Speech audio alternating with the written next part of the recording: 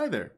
Welcome to Pallet University and the next video in our Real Biologist Reacts series to the art of Joshua Dunlop. As always, all of Joshua's socials will be down in the description, including his wonderful ArtStation page where you can find not only his Pokemon art, but art of different dinosaurs and things that he's done. Avatar: The Last Airbender stuff, Dota 2 stuff, all sorts of really amazing different pieces of art that you can check out, as well as his YouTube channel, Instagram, Twitter, all of it. And while you're down there showing him some support, you can leave a like on this video if you enjoy it, or if you don't, you can leave a dislike as well. That helps just as much. And while you're down there doing that, you can also subscribe and maybe check out our Patreon, which will be in the description as well, if you feel like the content is worthy of supporting in that way.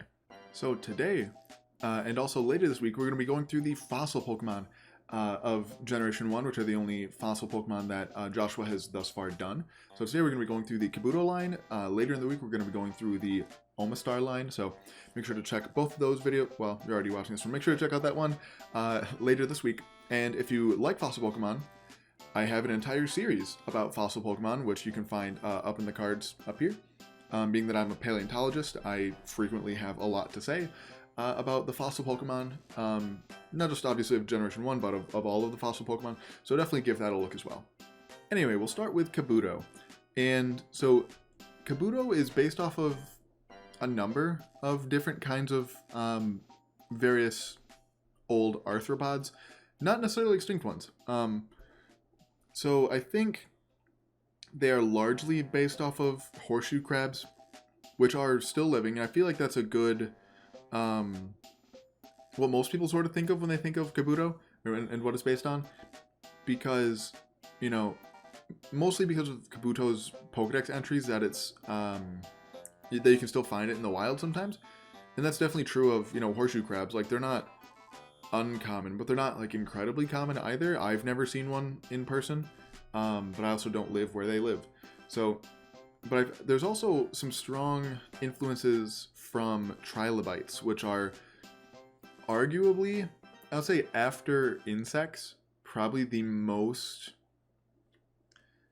Is that true? I'd say after insects and probably crustaceans, trilobites are the most successful arthropods of all time. They were around for like 300 million years, which is, you know, more than half of, you know, when life was, you know, complex. You know, life started being pretty complex around 530-ish million years ago. At the start of the Cambrian period, and trilobites were there almost from that time. They, you know, I think they first show up a little bit after that, maybe closer to 500 million years, but then they disappeared at the end of the Permian period 250 million years ago. So they were around for at least 250 million years, possibly longer. And so one of the most successful groups of all time that a lot of people don't really talk about. And part of what makes me think that they're sort of based off of trilobites isn't so much Kabuto as it is Kabutops. I'll talk about that when we get there. But just sort of have that in the back of your mind. So, what do I think about Kabuto? So, I want to be upfront in that I'm not all that familiar with a lot of arthropod stuff. I mostly deal with vertebrates. And so, yeah, I really don't know a ton, especially about physiology. Morphology is pretty... I'm pretty well familiar with, but actual like physiology type stuff I'm not that familiar with arthropods. Let's take a look at some of the outsides. So they're called arthropods because that word means jointed legs, which obviously Kabuto in the games doesn't appear to really have. They just sort of look like yellow, just like curved sticks that it just kind of walks on. But here Joshua actually gives them jointed legs because that's how they walk. I don't know, but it makes way more sense to me. So it looks like it's got one, like a joint right here, a joint right here, and then another joint right here.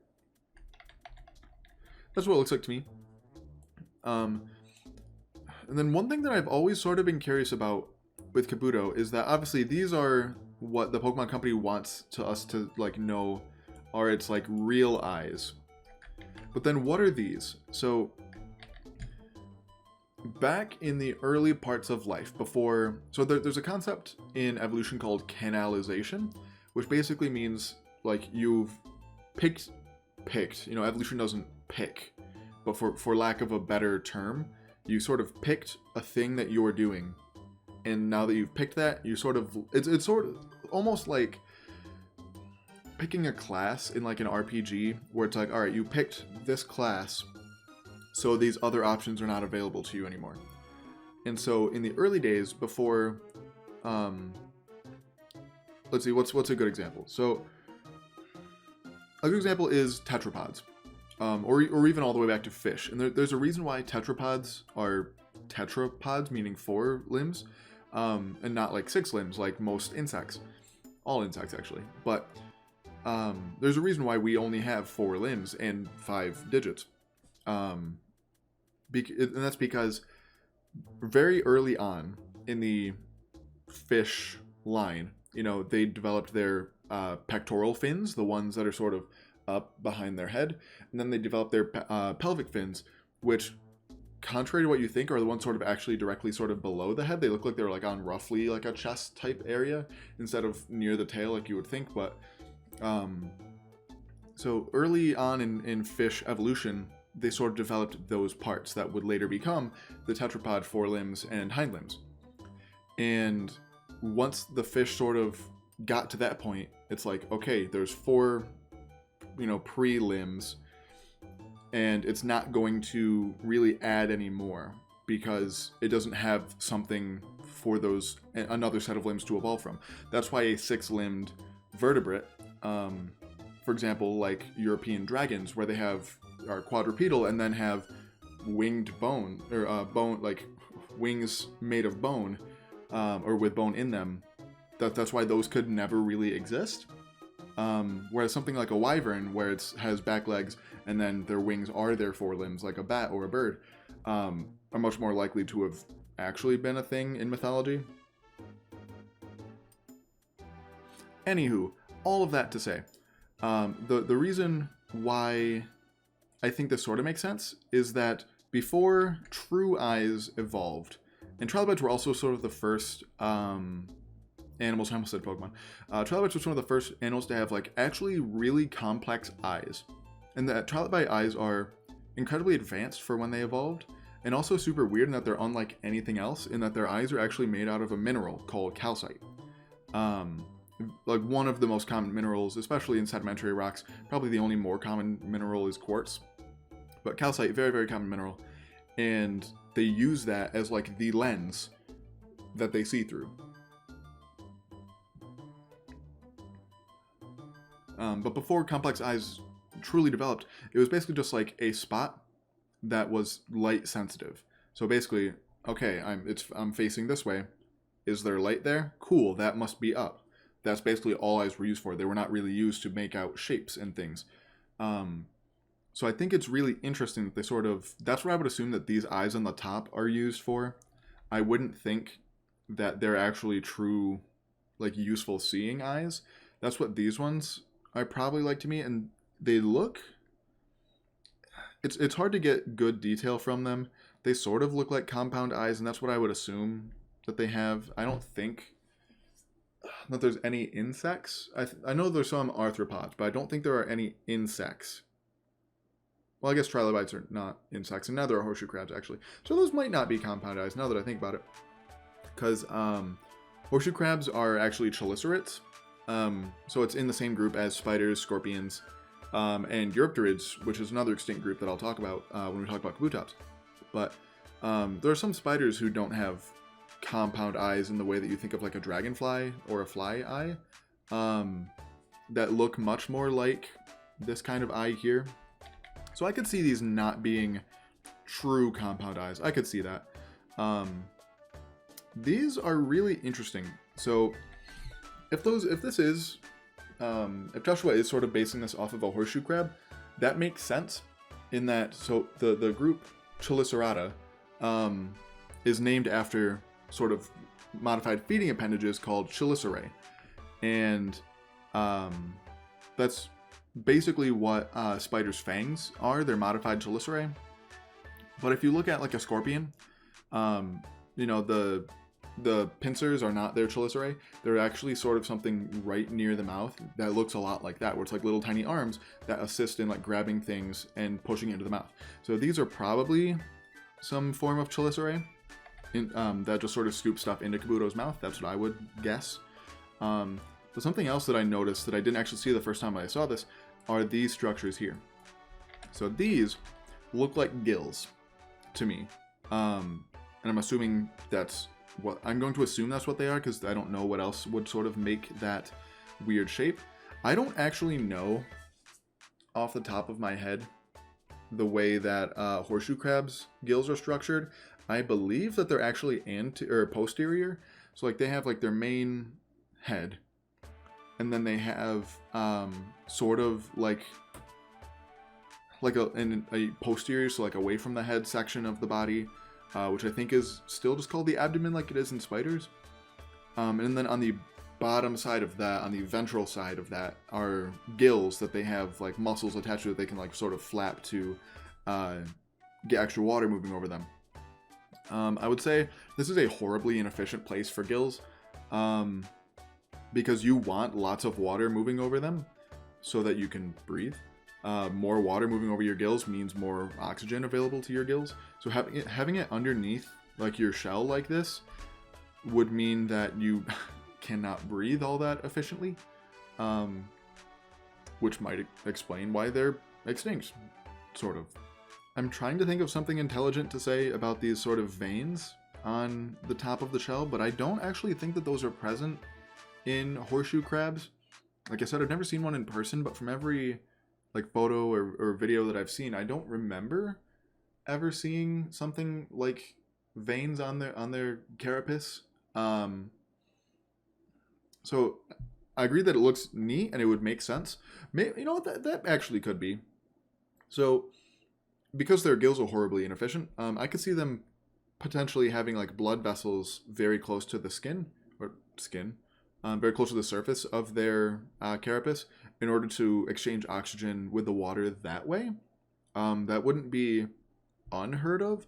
That's basically what frogs and salamanders do, and that they can literally exchange gases through their skin.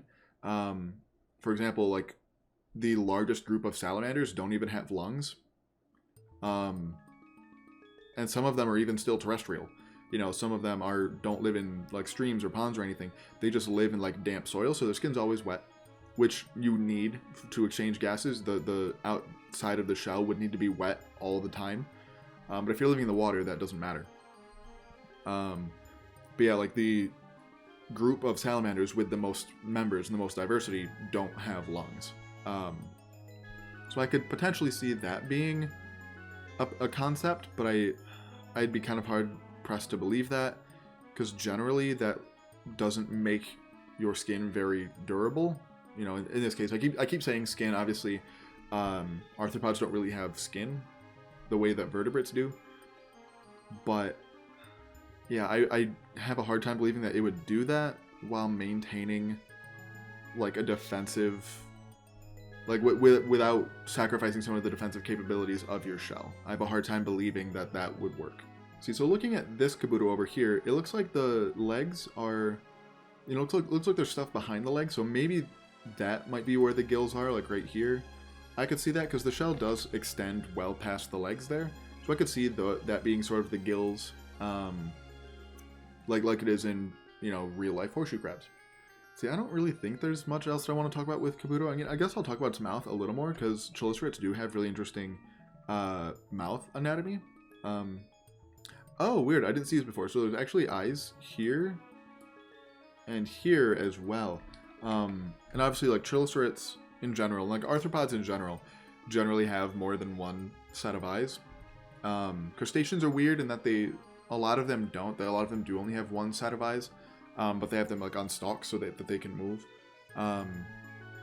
Whereas like insects usually only have like the set of compound eyes, but chelicerates especially generally have multiple sets of eyes. So I think that's really cool that they put like the one on the outside, the main ones, and then these two little ones too, which again, just given how small they are, don't seem very useful.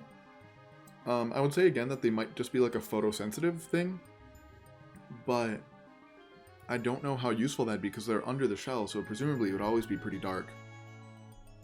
I don't really know how useful those would be. But the mouth, it looks like sort of this spot. Let me make my little drawing thing smaller here. So it looks like this part might sort of separate and come up, almost like Predator or something. And then each of these like halves would sort of open up maybe, and then the chelicerae would sort of just scoop stuff into the mouth.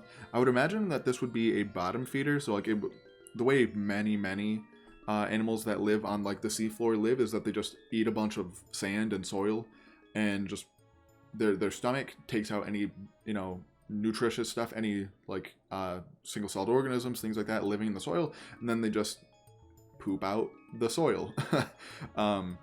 That's how a lot of bottom-feeding organisms do it, especially invertebrates. Okay, moving on to Kabutops. Kabutops is very, very interesting.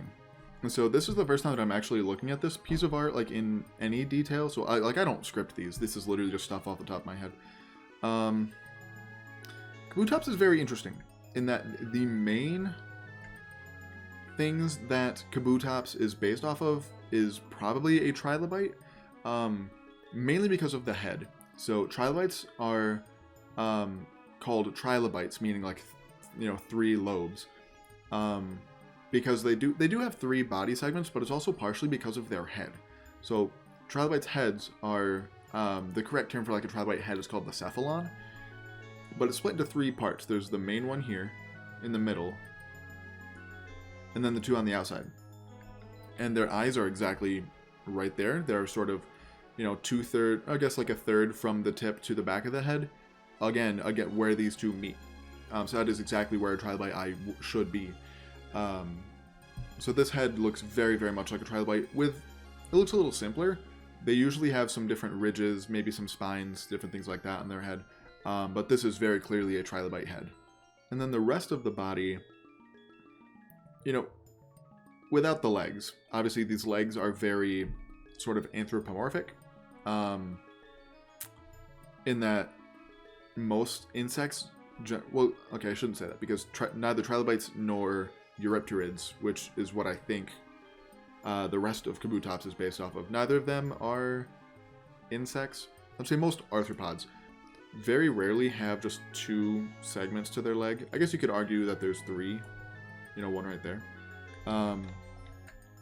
But yeah, I feel like these are just to make Kabutops a little more anthropomorphic, but mainly the claws. Those look very Eurypterid to me. So Eurypterids are commonly called sea scorpions. Again, a very, very diverse group of invertebrates back. When did they die out? I think they showed up after they. Like, I don't think we know of them from the earliest time period of like modern of complex life, like I said, called the Cambrian. I don't think they show up in the Cambrian. I think they first appear in the Ordovician, if I'm not mistaken, which is the period right after that. But they really sort of hit their like peak diversity in the Silurian, you know, the period after that, and then the Devonian, which was roughly 380 or so million years ago. But again, very, very successful, very diverse group that was around for a long time. And they were some of the first like real top predators, especially for invertebrates. Like some of them got to be me size, as in like 6 feet or larger, which was horrifying. And they commonly had not necessarily like sides. Some of them did.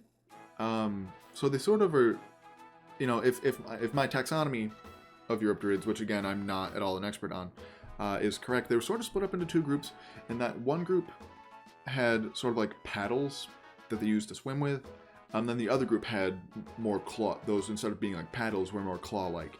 But again, horrifying predators, which that's exactly what this screams to me. What else is there?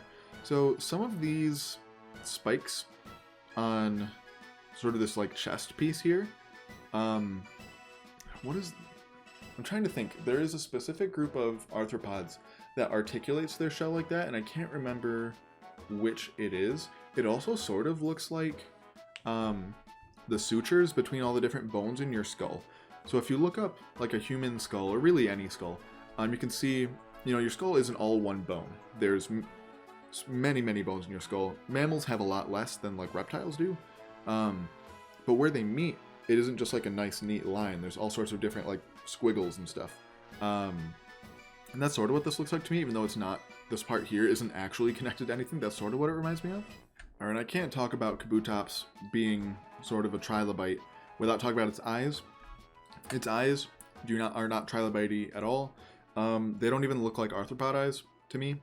They look very much like, so like camera lens style eyes evolved several times in different groups. Most people just think of vertebrates, but they also evolved in cephalopods, squids, octopi. They have very, very complex eyes. And I guess technically some arthropods do have like camera lens style eyes, but not in the same way that vertebrates and cephalopods do. But either way, these do not look like arthropod eyes at all. They look very much like either like squid eyes or probably vertebrate eyes. Again, just making it more anthropomorphized, which Pokemon tends to do, especially early on. They did that a lot. But you also, speaking of early on, you can't really talk about Kabutops, about like Kabutops' biology, without referencing that in Generation 1, in the museum in Pewter City, there's a Kabutops skeleton. Not like an exoskeleton, an endoskeleton, with ribs and, all sorts of different other bones. And no. So Kabutops, like all arthropods, or actually, yeah, arthropods, have an exoskeleton. Obviously, I've mentioned that a couple times, and if you've had any form of biology, you probably know. Even if you haven't, you should probably know what like an exoskeleton is, in that like they don't have bones or any structure on the inside, or at least very little structure on the inside, which is just completely alien, so incredibly different to how vertebrates work physiologically. But I just wanted to point that out, that like I don't believe that, as like it is canon in the games, yes. That seems like something that should not be in that museum, because I just don't see that as in any way true. I kind of forgot that Kabutops has like a tail with like this thing here. That could be a reference to... So the reason why Euryperids are called sea scorpions is because they do have quite a long tail, that we weren't really that confident about what they used it for until like just recently, like in the last probably like 6 months or so. But there was evidence, and I'm really struggling to remember the exact context and like how they figured this out. Yeah, so I'm trying to remember the actual evidence that led them to this conclusion, but there was some evidence leading them to believe that it was sort of used. Obviously, there's very little way to tell if it was like actually venomous, like true scorpions are. It probably wasn't though, but it was sometimes like serrated, and I think they actually found. Again, I don't remember the exact evidence, but some form of evidence that led them to believe that it was like used like a sword, like they would, try and whip stuff with it, and to cut it open. So pretty cool. And like I said, that was just in like the last like 6 months or so. So there's no way that they could possibly have known. I would love to see a regional variant of these two, to see what they would do with them given 25 years of updated science, but that's just me personally. Alright, so that's going to wrap up this video. Once again, please make sure to go check out all of Joshua's socials and stuff, and all of his art links down in the description. Once again, a big thank you to Joshua for even allowing me to do this in the first place. Anytime that there's somebody like incredibly creative in the community, whether it's the Pokemon community or whether it's whatever other community you might have to be involved with, go support those people. Especially these days when like, artists and like independent contractors, people like that, freelancers are really struggling a lot, and a lot of government programs sort of don't account for them. So yeah, go throw some artists some dollars if you can afford to, obviously. Like I said earlier, please make sure to go follow me on Twitter as well at Pallet_you to keep up on all things Pokemon science, as well as if you feel like this content is worthy of supporting financially, we do have a Patreon down in the description. A big thank you to our supporter over on Patreon, Patty. Your support is, as always, greatly appreciated. And finally, thank you so much for watching, and as always, there's a time and place for everything.